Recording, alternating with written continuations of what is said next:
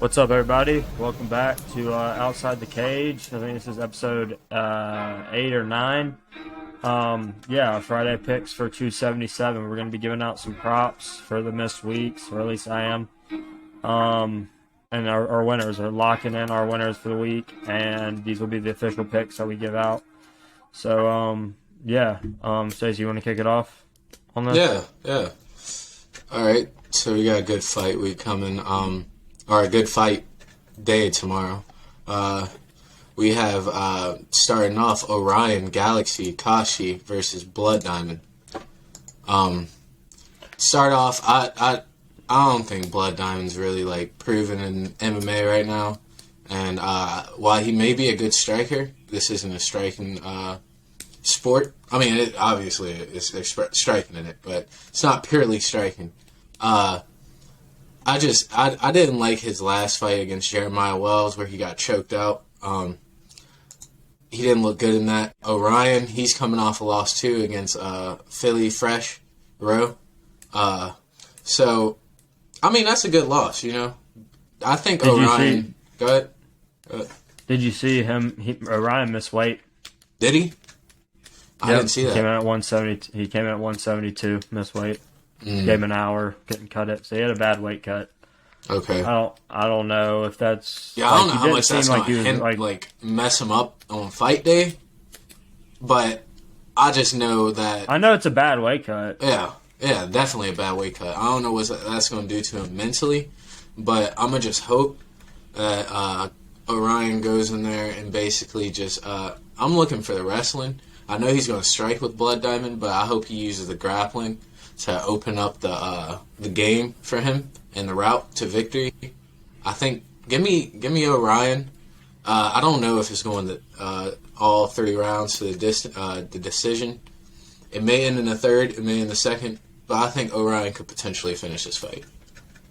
Yeah, I think Orion, the over under on this fight's 1.5. So I don't think the bookmakers don't think this fight's going to decision. Yeah. I like Orion. The weight cut bothered me because I don't, like you said, I don't know how it's going to affect him mentally. But other than that, I think Orion's just I think he's more talented than Mike Diamond. I think he's overall better. Like, I wouldn't say that. I'd honestly hope that the weight cut, because they take half his purse and give it away, so I would think that he would want that win bonus at least to cover that. Incentivize him. Because if he loses, that's going to suck. So yeah, I'm going to take Orion here. I think, like you said, the wrestling is better, way too good for Blood Diamond, and I think that he's probably going to end up getting a ground and pound, probably either in round 1 or round 2. After he takes him down. I don't know if he's really going to knock him out, how much this fight's really even going to stand. Because, I mean, you think he's going to wrestle him, and especially with the weight difference, now that he's going to weigh more than him. That's what I was thinking also. I was like, with wrestling, he should have no problem taking him down. Yeah. So, yeah, I'm going to take Orion, and, I'm going to take him by knockout in, like, round 2. But I don't know the over-under, because that's a 1.5. It's sketchy. I'm looking for the submission. I think that's all You're I'm saying. Looking for the submission? Yeah. Yeah. I mean, he could. I mean, once he gets him on the ground, he could finish it either way. Yeah, exactly. Yeah. So, I don't know. All right, next fight, we got Ihor and, what is his name, Nicolae? Niku, you can just call him Niku, I guess. Niku. Yeah, that's his nickname. All right. I think it's Nicolae, yeah. Yeah, Nicolae. Yeah. So we got Nicolae versus Ihor in this next fight. I'm still feeling with Ihor. I don't know really how good Nicolae is. He doesn't really have a standout, impressive victory to me. And Ihor, like I said, is riding a 17-fight win streak and got a knockout in round 1 on Dana White on the Contender Series. So, I mean, could be a prospect. Don't really know. He's an underdog right now. I looked at him, he's like minus 105. It's close to a pick'em. So, but I'm going to take Ihor probably by... it's tough when you get 2 big guys. I'm going to take him by decision. I'm going to take him by decision, like a grappling match. I don't know if any one of them is going to get knocked out. But, I mean, Ihor definitely could knock him out. I Yeah. It's tough with two big guys that probably respect each other's power, and that usually leads to like a standoff. Unless they start swinging, then probably under. Yeah. And I'll take Ihor by knockout. I like that. I don't want to do MMA math here, but I think Ihor is going to come in this really strong. I like Ihor here, but I know that Nicolae is he's a seasoned person in the UFC right now. He's fought. Let me see. He's coming off a win of the African Savage Nick Kennedy by decision split. I don't know how much I like that. Going to decision with Kennedy, especially a split. I think I may take a stab here on the duelist, Ihor. He's Ukrainian. I think he's going to have that going for him. He's going to be hype off that. He's going to be coming in here. He's a striker. He's a knockout artist, it looks like. Or he's a finishing artist. Yeah, he just finishes people. Give me Ihor. Look at finishing right away. I think I'm going to take a stab on the underdog here. He's an underdog on mine at, it was close, but minus 120 Niku and minus 110 Ihor. So yeah, I had him at 105. So I think it's 50-50. It's a pick 'em. It's a pick 'em. I wouldn't put Ihor in a lot of your parlays or anything. I'd probably put him in like maybe one or two. Yeah. And leave it at that. All right, you got the next fight. Yeah. Next up, we got Joselyn Edwards versus Ji-Young Kim. This is going to be a good matchup for it's a good matchup each other. Stylistically. Yeah. Honestly, Yeah. like I mean, there's not like they're not thrown into a fight where it's like this girl can dominate you if she gets you on the ground. Exactly. Something like that. So it should be a good matchup stylistically. I think Fire Fist Kim, she's going to have to come in here and show her striking. And I think that may be a little hard on Joselyn just because Joselyn may be longer. Didn't look good either. She didn't? Joselyn didn't look good either on the weight. She had to get the there was a lot of like a towel. Those towels thing. Anthony Smith had to get one. Oh jeez. The bigger dudes, they don't really bother me because like that's actually like their weight's so heavy that they put it back on and it's tough. Like if a bigger dude that's like fighting in light heavyweight is like trying to make like bare minimum, he's still like a healthy dude. He's still exactly the ones that scare me are the ones like that get down to like 125 and they're like shaking on the scale and not having any energy. That's at all. too much. He looked yeah, fine. that's just. But Joselyn did have some weight issues as well. Okay. But I don't think it's gonna affect the fight really. Just to let you know. I should have probably looked at those. Honestly. But yeah, man, I just think that Joselyn is the more experienced fighter here. I think Joselyn has the technique to win this by decision. Possibly even looking for I'm not gonna say a finish. I'm not gonna say it. I'm going to say that Joselyn, I think, can use her striking to her advantage and her length and just maybe compete with Ji-Young Kim and end up getting the momentum on her side to win the fight.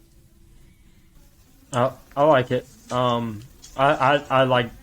think I'm really going to try to stay away from this fight as much as possible for me this week because I really don't trust either of these fighters. And the over-under, I think it's like the over's like what, minus 400? Something like that? Yeah, the over is minus 400 for 2.5. Yeah. So, I think I'm going to try to stay away, like I said, as much as possible, but I'm going to take Kim. For like the 50-50 chance that I feel this fight could go, like I don't feel comfortable putting money that isn't going to make me money on Joselyn. So, like, I think Kim, for one, I think Joselyn, I was saying earlier in the week, probably has more output. Like, she can probably throw way more, but I think Kim's going to land the bigger shots. Like, I think Kim's going to land the more significant jabs or hooks or whatever it may be in the fight, and that might be what, like, actually separates and the judges notice more. So, I'm going to take Kim and just hope. I'm not going to, like, bank on it as, like, I definitely think Kim's going to win, but in terms of value, I think Kim probably is the better pick just for me. I just don't trust Joselyn enough. I've seen her fight disgustingly before. I like it just doesn't.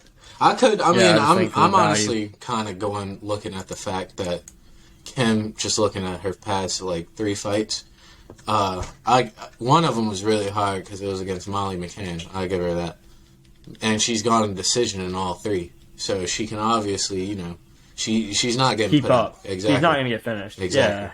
So I mean, that's kind of what I'm looking at too. That's my issue here.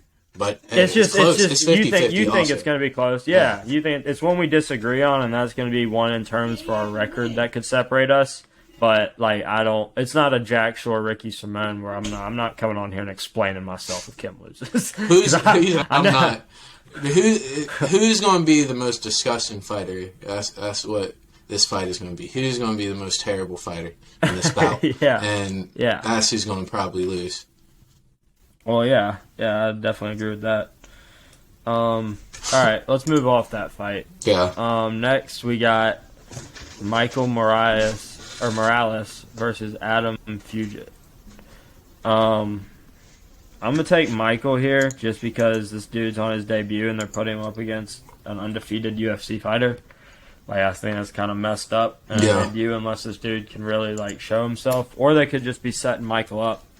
The over-under is 1.5. I took the over on that just because if this dude like wants to show he can compete, and like he's probably seen the odds, he's probably noticed what's happening. So like I took the over to pick him at over 1.5 at like minus 115. So I took the over on that fight. I'm gonna definitely take that. Winner, obviously, I'm gonna take Michael. I don't know when he gets it done. I'm assuming he's gonna finish the fight if he's that good, but I'd be shocked if it went to decision, but I do think it's going to go over 1.5.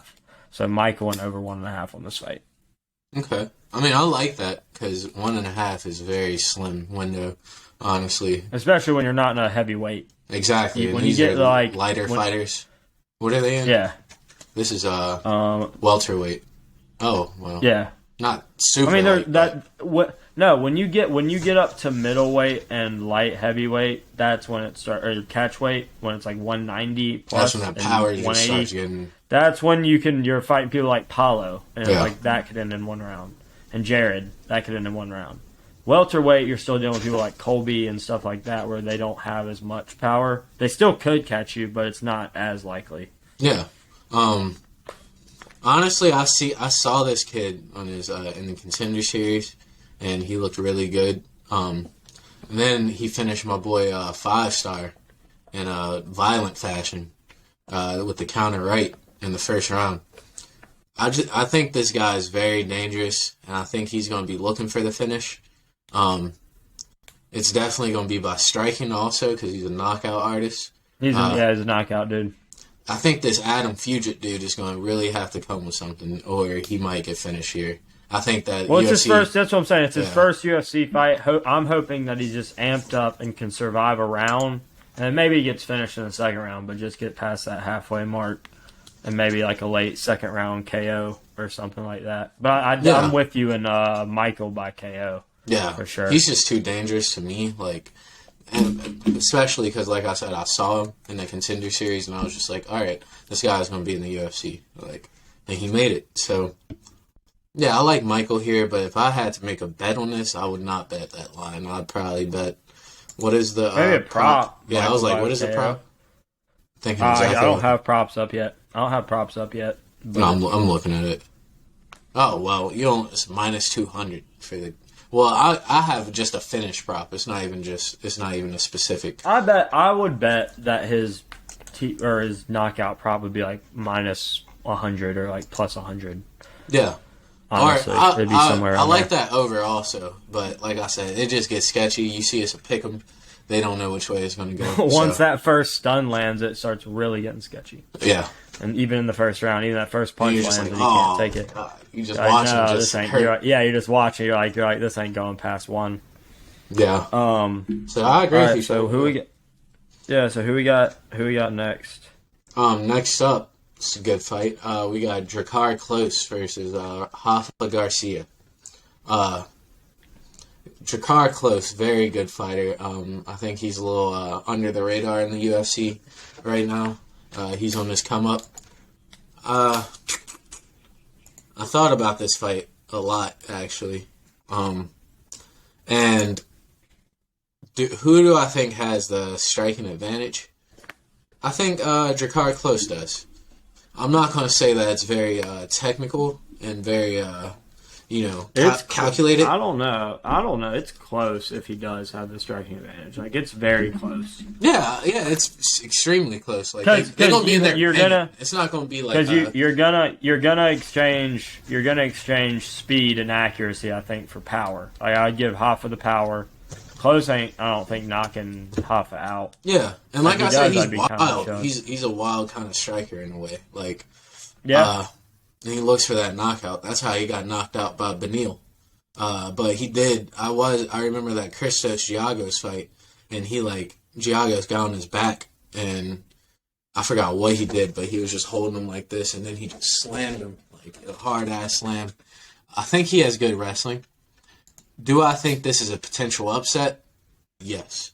I think that if Rafa goes in there with a game plan where he wrestles this man and just lays on him and punches, ground and pound, does what he needs to do to open up a submission, I think Rafa can get this. I don't know how confident I am in Rafa, but you're giving me a man. I haven't even looked at this. He's coming off a 2-fight win streak right now. He's looking good. And Klose is just coming off fighting Brandon Jenkins. Now, Klose has fought some good people. He's fought Bobby Green, Beneil Dariush, Lando Venata, Mark Diakese, and he's won those. But I think Rafa is very seasoned. I think he's young. Like, you got Drakkar Klose, 34. Rafa is 27. He's on the come up right now, people. I think potential upset. I don't know how much I'm going to lay on this, if I lay anything. But if I do lay anything, I'm laying the money line on Rafa. I think Rafa potentially gets this done. Maybe by submission. So I've been getting a little scared of this fight as the week goes, just because of how, like you said, honestly, you kind of took my point of how many good people Klose has fought, and so he's not getting. I don't think Rafa is anything really right now, at least in his career. He's nothing extraordinary. He's nothing that stands out about him. That's this dude's really talented at something. He just kind of has that. I think we compared him to Dustin Jacoby, where he just knows how to get the win. Yeah. And I think he's going to have a plan for. I think he's going to have a plan for Klose on how to get the win. I do. Yeah. I got scared a little bit towards the weekend. I was like, Klose could even wrestle him and more. I think Rafa's just going to get him. He's going to figure out a way to get him to the gate. He's going to probably drag him down, and he's going to lay on him, and he's going to win rounds. And he's going to not – I think he's going to have a very good game. He's not going to do anything he's not going to make it look good. I mean, and Klose has kind of been injury prone. I don't know how his camps went. I don't know how healthy he is coming into this fight, but I know Rafa's going to fight hard. I'm not sure how hard Klose is going to fight. I mean, he really hasn't looked great to me in his past fights. So I'm going to take Rafa here because he's riding a 2-fight win streak, like you said. He's on the come up. And that's what this sport is about, is knowing when to pick the guys that are on the come up and when the dudes fall off. And if you can catch that wave and that cliff, you're going to win a lot of money, honestly. I'm telling you. And Rafa probably has been underdog. People have it because if you caught Charles's wave on the way up to be lightweight champion, bro, you'd be soaking in money right now. Yeah, you'd be loaded. Loaded. Yeah, I agree with you, Chad. I don't think he's going to do anything special, but I think all it takes is that lay and pray, and not even lay and pray. I mean, he does that, but I think all he has to do is lay land and pray, some but shots it's and keep him on the ground. Start landing some elbows on the posture up. Exactly. Maybe hold him on the gate, do some good clinch work, and don't do anything crazy with your boxing to overextend yourself and possibly get clipped. I don't think Rafa wins it. I don't think Klose is going to take Rafa down, so we'll see. We'll see, though. Yeah. All right. So next fight, we're done. We were done with the early prelims. We were already on the prelims. Yeah, we're on prelims right now. I didn't even notice that. All right. So for this fight, we got the Rafa fight was the last one of the prelims. So this fight, we got Dontel Mays going up against Hamdy the Hammer. God, that's such a disgusting name. My name's Hamdy. Hamdy the Hammer. I'm gonna take. I know one prop that I'm 100% taking on this fight Okay. night of the fight is Dontel by knockout. I'm going to take Dontel by knockout. Obviously, that leads me to my pick of Dontel because I don't think this dude's making his UFC debut. And Dontel Mays is a mean dude to go up against. So he's going to know that it's his UFC debut. He's going to smell that fresh meat. He's going to want to knock this dude out and get a $50K bonus. He's on a pay-per-view card. Everybody knows the eyes are on the pay-per-view cards. I'm going to take Dontel by knockout, possibly even round 1. The over-under on this fight's kind of sketchy. It's 1.5. Because Dontel, it's either he comes out and he's like hesitant and a little too hesitant looking for the shot, or he's going to drop the dude within probably like the first 2-3 minutes of the fight. So I'm going to take Dontel by knockout, maybe round 1, honestly. I like that.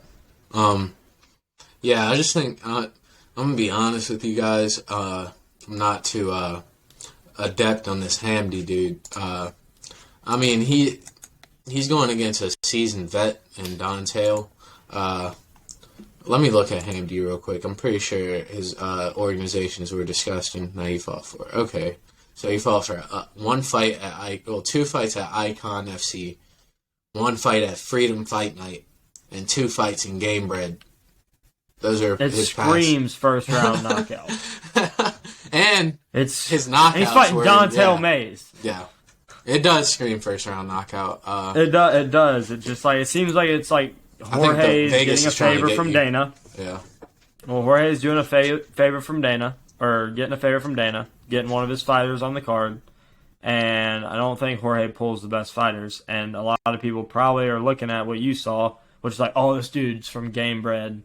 Like, that doesn't mean anything. That doesn't mean shit. It's just his promotion. Exactly. So, yeah, I'm getting from my head it's screaming first round knockout, and it might be brutal. Yeah. From Dontel. Hey, I see it. Brutal. I think that is live to happen. I think that the bookies in Vegas might be messing with people with that over and it being favored. Yeah. Give me I'm gonna just take Dontel on that one. Give me him straight. I might make a bet with him too. I like him a lot. All right, let's keep it rolling. All right. So next up we got Rafael Alves versus Drew Dober. Andrew Dober. I'm gonna be honest here. I've been thinking a lot about this fight. I know you have. Yeah. I know you have. And I really like Drew Dober. He's coming off a win over Terrence McKinney. I'm gonna be honest with you here. I think the underdog might be hot here. Might be live. So many underdogs are hot here, man. Yeah. I think that Rafael's ground game is way better than Drew Dober's. 1. 2, Rafael's coming up. I remember his last fight, and he did really good against Mark Diakis to submit him in the first round. It was a beautiful guillotine. Drew Dober, obviously, all he has to do, I think, is just stand up, keep this guy, strike with this guy. He's not going to wrestle him. He's not going to wrestle. He's not going to want to wrestle Rafael because Rafael is going to be hot for submission at any point. I'm going to be honest with you guys here. I'm liking the underdog here. I'm liking Rafael here. I could be wrong, but I think Drew Dober 1 is too. Well, his price went down. I remember he was like 220, I think, or around 200, I think. It went down. It was like 160 or something on my book. Okay, so yeah. I think that Rafael could potentially do this, and I think it could potentially end by submission. I'm feeling that submission prop is probably hot, bro. That submission prop is probably hot for you. Oh yeah, because that's how he finishes it. I'm telling you. I don't think that Drew Dober can handle him on the ground. I really don't. Am I going to bank on it? I might. I think I trust Rafael over. I think I trust Rafael a little bit over Rafa, honestly, in my underdog picks. So I'm gonna take Rafael. Okay. I'm gonna take Rafael over Drew. All right. Well, then I'm gonna star this one because this is the one we're definitely gonna come back and talk about. Yeah. I like all of what you said because I think that is the way that like Rafael wins the fight. I'm taking Drew. Obviously, that's what I'm saying. That we're gonna come back to talk about it. I'm gonna take Drew by decision. I think he's gonna be able to out cardio Rafael, and I don't know that he might not wrestle him because that BJJ is very good. But if you're sitting in half guard or something, it's hard to really use that BJJ. You know what I'm saying? If you're control wrestling, you know it as much as me. Like, that control wrestling can stop that BJJ. So, and especially if in Drew that does that. fight, If Drew does that. if Drew does, I'm saying that I'm not saying that's his path to victory. I think you said his path to victory was standing him up and pointing him, and that's where I'm kind of saying maybe he catches him with a knockout. Yeah, but I can see that. I think Drew's fight IQ is high enough, and his durability is what's going to push him through. Plus his cardio doesn't get tired. So, like, if say we do get a round where Drew's in a body triangle, I think he can toss it and then come back and still be fine and not gas him. Like, I don't think that's like a possibility with Drew Dober. So, like, if he gets his back, it's obviously submission trouble. But if he survives, like I'm saying, I think he can last that round and then won't affect him coming into the next. So I'm going to take Drew just because I think that he will be able to stop the takedown, and he will be able to, if he does, I think he has the ability to control that top wrestling if he decides to shoot. And after all that damage, like, Terrence was taking him down. Terrence knocked him down like 3 times. And then he still finds a way to come back and land a solid knee on Terrence and knock out Terrence. Like, so, I mean, that just shows that at least his mind is still in it and always still looking for big strikes in the fight. So yeah. I'm just going to take Drew off durability, maybe some control wrestling. If he does decide to do that, I would advise against it because Rafael is really dangerous on the ground. But I think he's going to take this a decision. Possibly a knockout, but I took the over 2.5 on this fight, which was plus money. I think at like 140. So Drew by decision is also really hot, I think. But that'll be one that we come back on. That's gonna be a good fight. I think that has definitely fight of the night potential on it if it goes to 3 rounds. I think that for sure could be fight of the night. I agree. I mean, honestly. Is the fight of the night already Kai though? Like, I mean, like, is there going to be like I don't know. That's going to probably be fight of the night. That's what I'm saying. But sometimes when people expect fight of the night too much, it doesn't happen, and it's usually some other whack fight. I mean, who on the freaking fight card that we went to did you think the fight of the night was going to be? Brian Barberena and Robbie Lawler. Did not think that. No, you would not think that. So yeah, I think this could be one of the potential in the fight. Exactly. Both these dudes are warriors. So who read off that last one? That was me or you? That was me. Me? All right. So, all right. Next fight. Who's the next fight we got? Got read that Alex, the Great White Morono. I'll start it off. I just need to do the time thing. Versus Matthew, Semi the Jedi, Semelsberger. All right, I think me and you finally are back on the same page, or should be with this one. I'm going to take Matthew, and I don't know how it's going to happen, but I'm going to take it under 2.5 rounds. I think Alex leaves himself too open too much. I think he swings with really heavy shots, so that under 2.5 could be live for you either way, with possibly Alex clipping him. He could. But I'm not going to say this fight goes decision. Both these guys like to scrap too much and stand in the pocket and exchange. I think Semi just has like more technical strikes. His punches are more straight down the pipe. They're not as looping. And when he does find a submission, when you leave your neck out or something, he'll look for it. He's not just I think he's a black belt. No, he's a blue belt, I'm pretty sure. Yeah, I've got him flipped up. Alex is the black belt. Matthew is the blue belt. So I think if he leaves his head out and he underestimates Semi's BJJ, I possibly think he could submit him. So I don't know how, but under 2.5, and I'm taking Semi. I like that. Yeah, I think that Semi is going to look for the finish here. But I think he's ready to go the distance. Mainly, I'm gonna say sorry for cutting you off, but No, mainly I think that it's going to be because of the jabs and the straights. Like those eventually will get. He'll be able to keep Alex at length. I'm pretty. How much is the? Do you know how much the reach is on these guys? Semi 75. Alex is 72, so 3 inches. Yeah, I think he'll be able to keep the length on him, and he'll find his length way better than Alex will, and just kind of piece him. But yeah, go ahead. And Sorry just for piece cutting them you off. apart. No, you're good. Uh-oh. Can you hear me? Yeah, you're good. Okay, my shit went out for a second. So, yeah, I like Semi here. I think that Morono is a good underdog if you like that kind of fighting or if you like him. But I think that Semi is going to compete with Morono. I think his striking is better. I think that he's more active and has a higher fight IQ. I think Morono can win this fight if maybe he takes this into a grappling zone and stays on. That's Semi. a lay and pray fight. That's a lay and pray fight. Yeah, because he's not going to finish Semi, I don't think. And if he tries to, and Semi's good with scrambles, so like if he gives up any possible position where Semi could slip out, he's going to do something wild or explode to try to get up. So, Exactly. like you said. But yeah, I like Semi here. I think Semi is gonna punch, kick.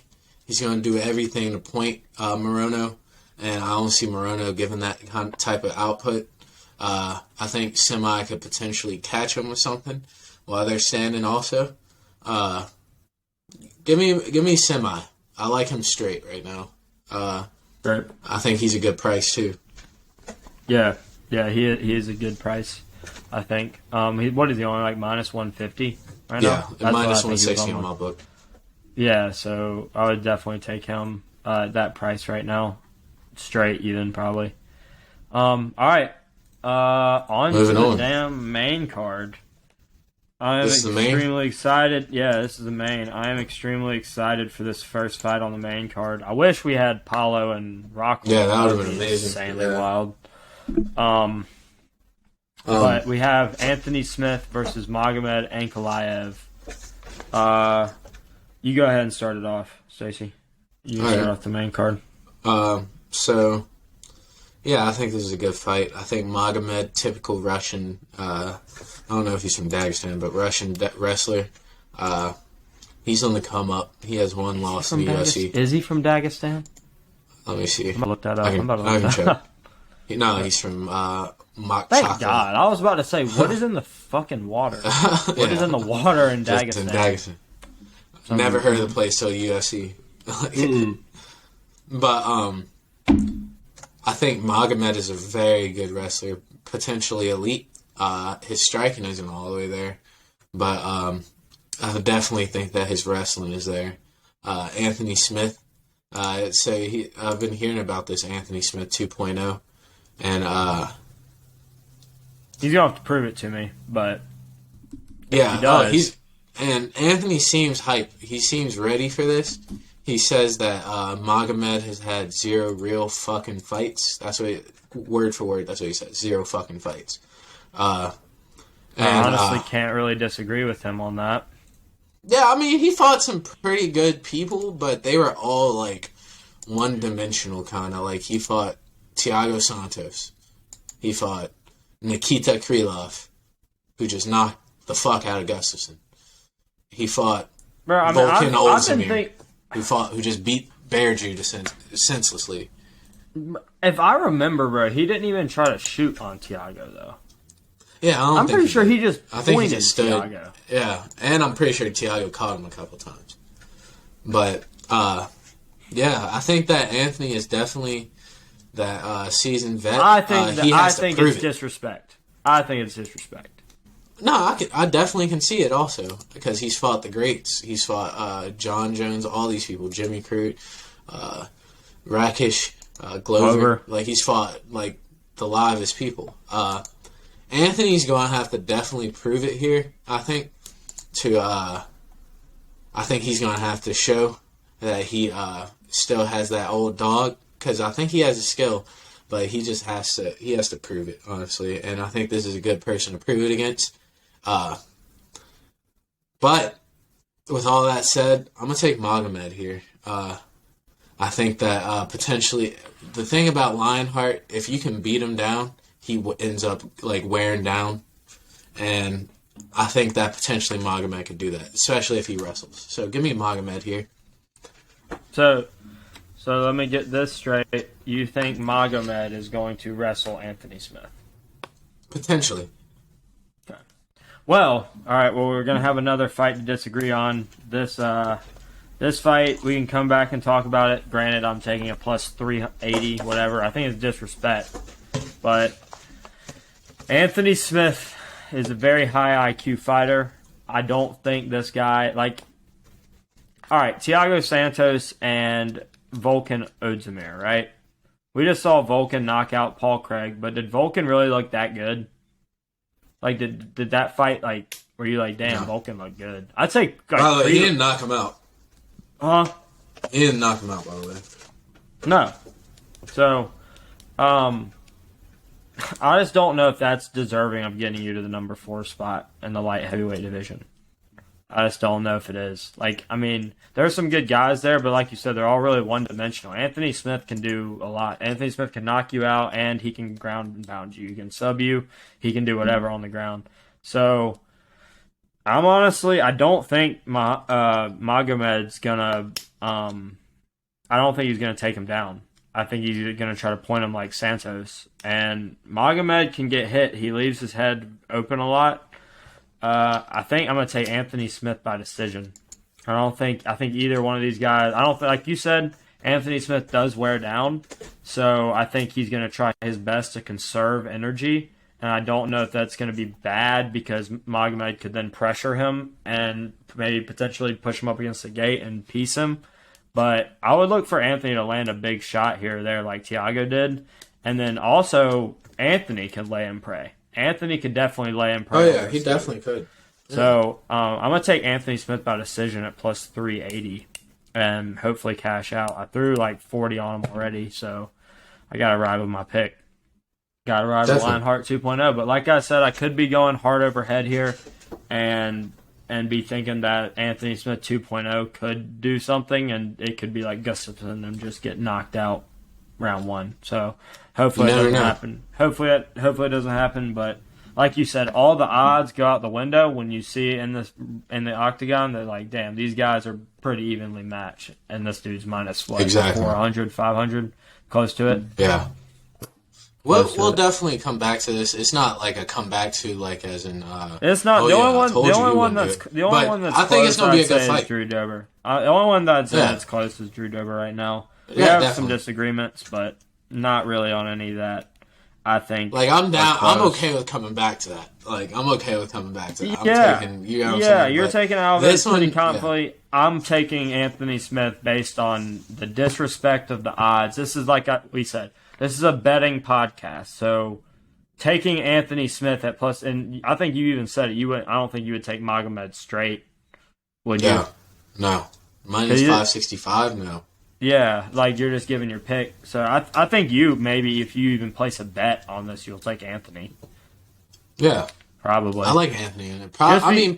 That's what I'm saying. If you're gonna take a bet, I kind of like the over. Your official pick is Magomed, but I'm saying if you maybe place a bet putting somebody, I think you'd put Anthony Smith.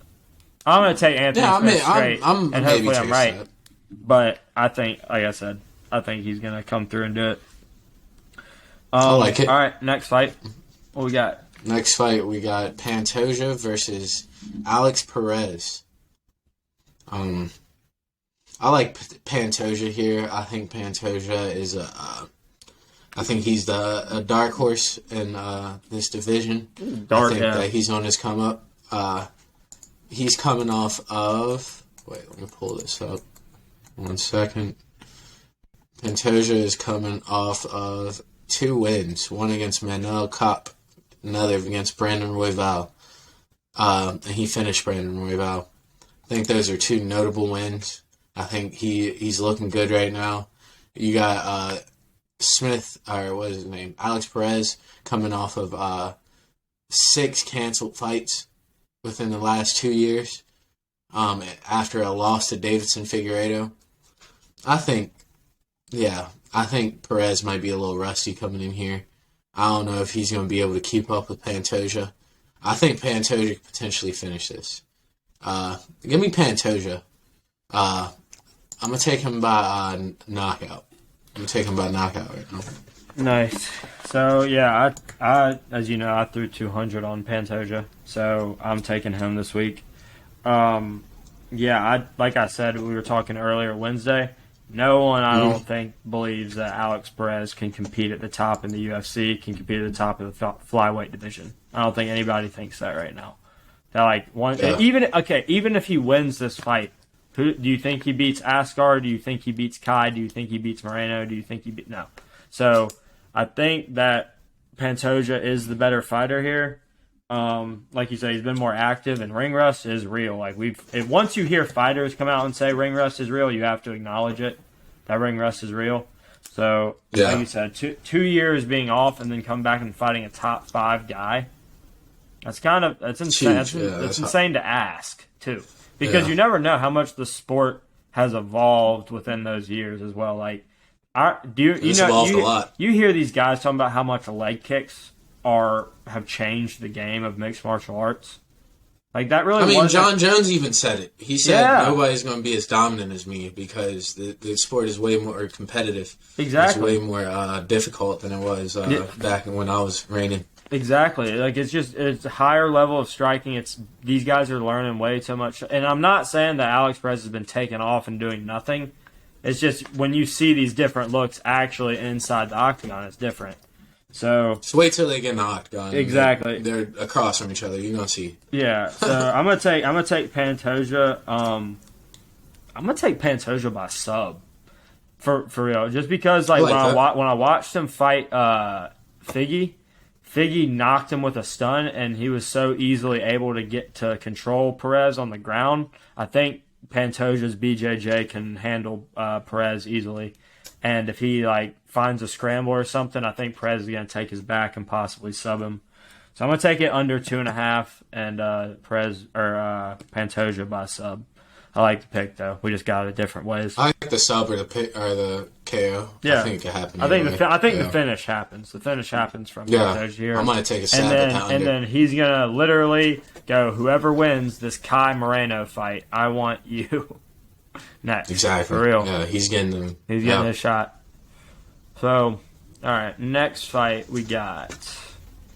Who we got next? Derrick, the Black Beast, Lewis versus Sergei Pavlovich. Man, Derrick looks like he's having fun again, dude. He looks like he's having fun at the press conferences. Making jokes and smiling. Making jokes and smiling, looking like nothing. Like I'm not gonna lie. I think that Surreal fight was a little too much pressure for Derrick. I think Derrick does better when he's chilling. He doesn't have to worry about too much media, too much hype towards him. Like he can kind of really focus in on his camp, and that's why I'm gonna take Derrick by knockout. The over under on this fight is 1 and 1.5, and I don't. If Derrick makes it to the second round, I'm gonna be surprised. But if he does make it to the second round, I feel like that knockout's coming in the first half of that second round. So I think I'm not gonna lie. I'm taking Derrick with knockout. This is going under. Derrick's having fun again. You can tell in his body language. I could tell in the Surreal fight and in the Thai fight. He wasn't himself. And I think that his coaches saw that and it's you need to get back to the Black Beast, to who you are, and it's just like you said, you take it away from what you think about Derrick. Yeah, Sergei. I think. If you look at his past 5 fights, they've all been in round 1 in the UFC. Well, one of the fights was not in the UFC, but 4 of his fights were round 1 UFC. He either won or he got ground and pounded by Alistair. That was his only loss in UFC. I think that I like Derrick. I think Derrick's going to be the one to give him another loss. I think if he touches Sergei's chin, he's probably going out. Like, what training partner do you think Sergei has that could replicate Derrick? Probably not many. Especially obviously you're not going to get hit in sparring, but, like, Derrick's just, it comes out of nowhere. Like, you think you're winning the fight. Like you said when you were first talking to me about Derrick, like, you think you're winning the fight, and then it just comes out of nowhere. And you're like, all right, well, he just bops done. Completely changes. Like I said, he's at some Russian gym where they probably are just wrestling all the time and just like I mean, isn't he a striker though? Isn't he? Yeah, he's a striker. Yeah. I mean, they have some wild strikers. I'm not gonna lie, like Saeed. I don't know how many Derricks they got though. That's the point. They have no Derricks over there. They have no Derricks over there. So but I like Derrick as an underdog in this position. Purely based off the fact that he obviously can knock out Sergei. All he needs is one punch, and I think Sergei's going to try to systematically take him out. I think he's going to try to do a calculated way of doing that, but I think Derrick can disrupt it by just like standing in his face and throwing bombs at him. And I would like to see Derrick be the more aggressive fighter again. In the last two fights, he hasn't been. I don't like when he sits back and just like Yeah. And that, so give me Derrick by knockout. I do. You kind of flipped me on that because I didn't know all of his fight. I haven't really looked at Sergei's past fights, just his last few. I didn't know all of them pretty much into the first. So I really liked the under on that. So he's probably going to look to finish Derrick, or Derrick's going to clip him. So or I probably they're just both going to sit back and be calm and just it's going to go over because they both how MMA works because they get knockouts all the time. It's going to be a boring fight. I don't know. And they're just going to make it. When do you ever see Derrick in a boring fight? Never, no. That's it's either what I'm he kills or get killed. That's what I'm saying. Like, so that's what I'm saying. I don't think this one has boring written on it. I think there will be a knockout. Like you said, I don't think it makes it out round one. So yeah, I like that. I like that. That probably swayed me on the under. Stacey to go and bet on the under for this fight. Yeah, I probably will touch it. So moving on now. Ooh. All right, let me kick it off. Let me kick this one off. Kai and Brandon. Shit. So, how motivated is Brandon to get back, honestly, is the question. Because thinking about it more, like, through the week, it's like I'm riding the Kai hype train, and I think we might be a little bit too much. Brandon probably is the better overall fighter about because Brandon's a black belt on the ground, and Kai ain't nowhere near that. So I mean, he handled Askar, but I'm not sure how good Askar's black belt is. I think Askar is just a black belt in like combat sambo or something like that, and he's not like a jiu-jitsu wrestler really. So I don't know. I think we could be sleeping on Moreno a little bit, and people could be riding Kai, but I'm gonna ride the wave until it falls off, man.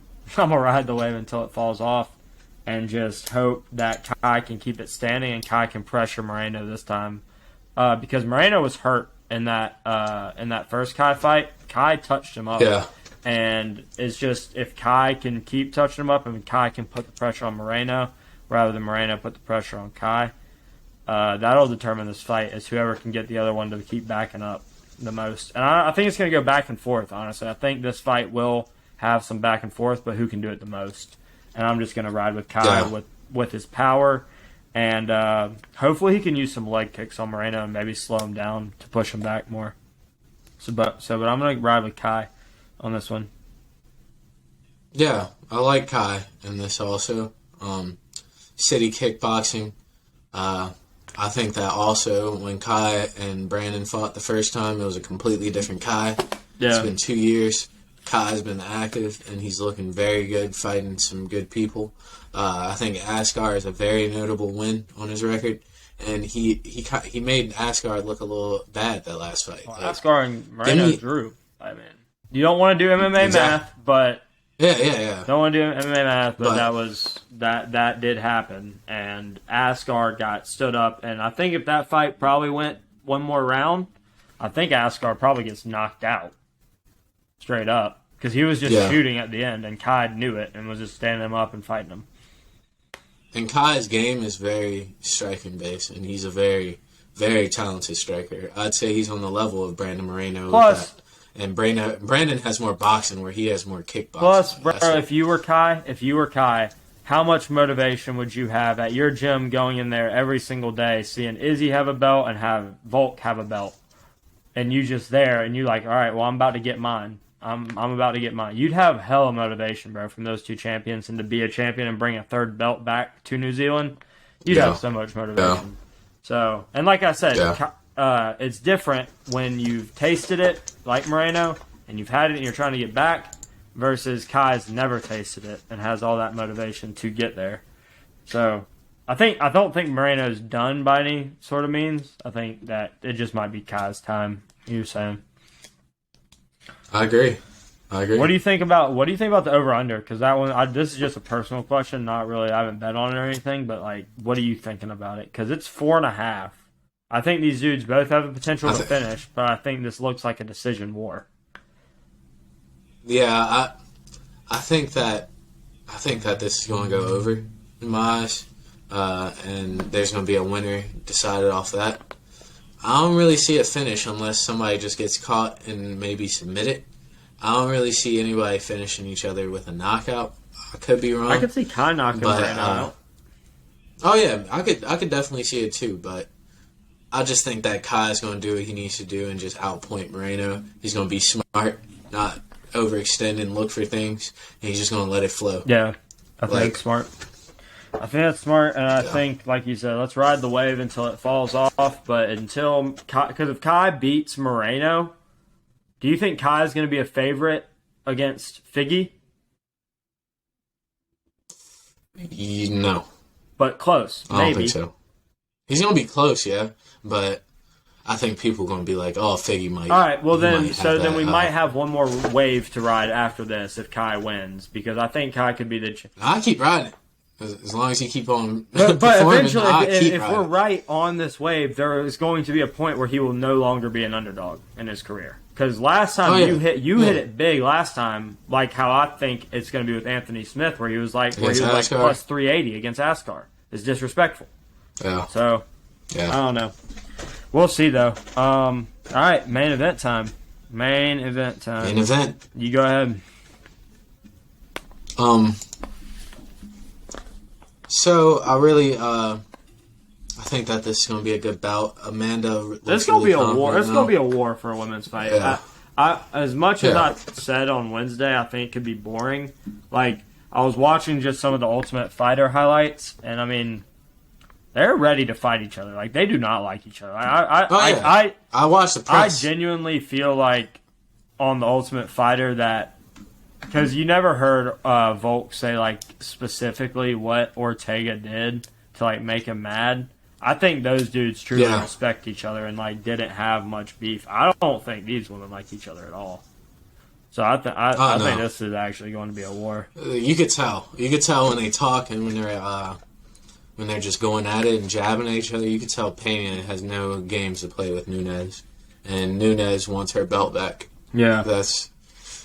I think Pena is definitely a live dog here. I expect Amanda to come in here and try to walk her down and win this and strike her and just knock her out. But if as a betting man, I'm picking Pena. And I would pick Pena to, I'm picking Pena to, I'm going to say by decision. I think Pena will take it far. So you're saying hammer that. You're saying hammer that over 2.5. I like the over 2.5. My issue there is that potentially a finish could come from Amanda. Yeah. So, but. All right, well. That's my. Well, yeah. I'm with you on this. We're in agreement on the main event. I was really thinking about flipping to Amanda, but.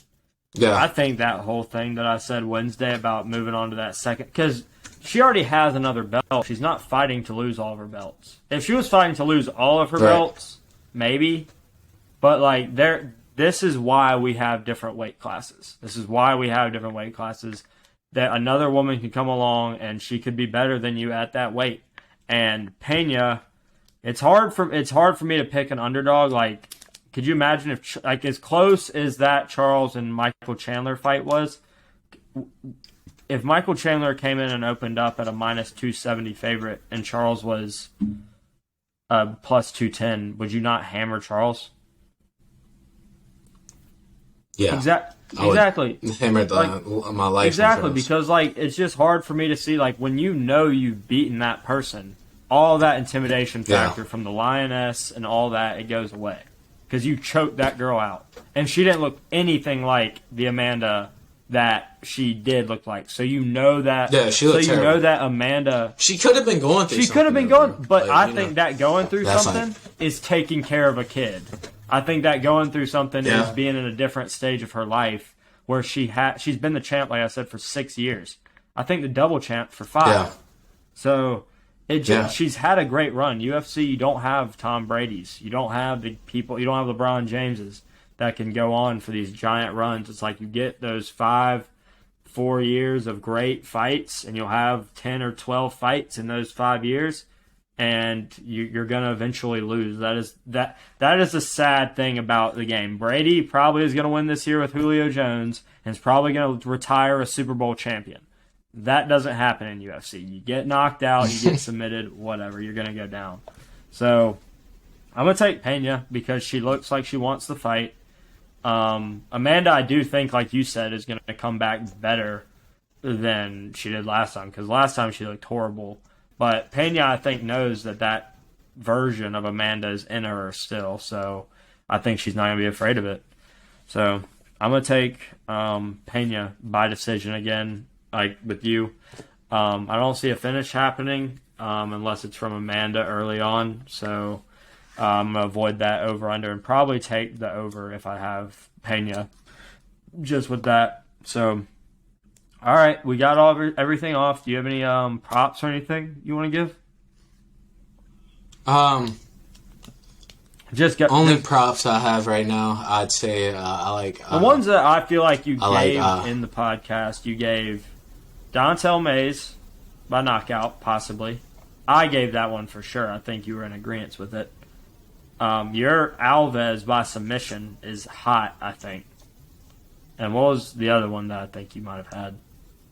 You might have had one more. I think I said Pantoja. Pantoja by KO. Pantoja by KO. Yeah. That was the other one. Yeah. Yeah, man. I like all those. Honestly, can you do a by decision? Goes decision on your book real quick. On what? Pantoja? No. Rafa by decision. How much does that pay out? That pays out...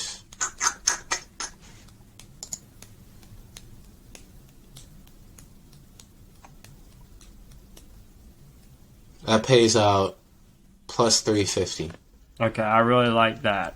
I really like that as well. Yeah. But yeah, I think that was a good episode, a good week. Hopefully we do better than we did last week. We'll be back Wednesday to talk about the fights and how we did. Always like and subscribe, man. We can really appreciate those like buttons. We'll appreciate those subscribe buttons. Yeah, I'm not going to press Patreon. We're going to change the Patreon up tomorrow. I think we're going to go back to a lower number. And if anybody wants to hop on and join, feel free. We give our free picks there. And, yeah, so hop on it. Anything? Yep. I don't got nothing to say. You covered it. Cool. All right. Y'all have a good weekend. Hopefully the fights. Be safe.